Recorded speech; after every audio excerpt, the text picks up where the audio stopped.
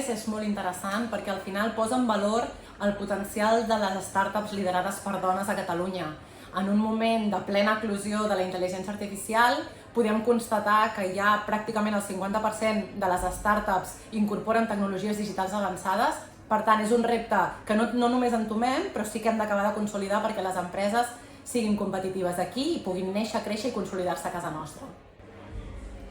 Les dades estadístiques dels últims anys segueixen insistint en aquest 20% de startups liderades per dones, especialment en l'ecosistema de Catalunya. És una xifra que és lleugerament superior a la mitjana europea, però el que ens mostra és que cal seguir remant per intentar augmentar i trencar aquesta estadística. I què fem les institucions? Doncs des de Foment del Treball, ja des del 2020, conjuntament amb el Consolat General dels Estats Units a Barcelona i amb el suport d'institucions i empreses com pot ser Tec Barcelona, RCD, Acció, Level, Wayra o Epson,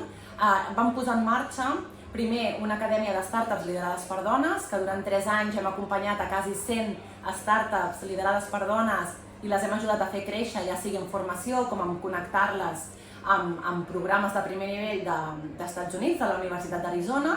i en últim lloc l'any passat vam posar en marxa el Jam Startup for Women in Deep Tech per posar en valor el sector de la salut, que és estratègic per Catalunya, i per seguir posant el nostre gra de sorra en fer-les créixer i acompanyant-les a ser cada cop més globals.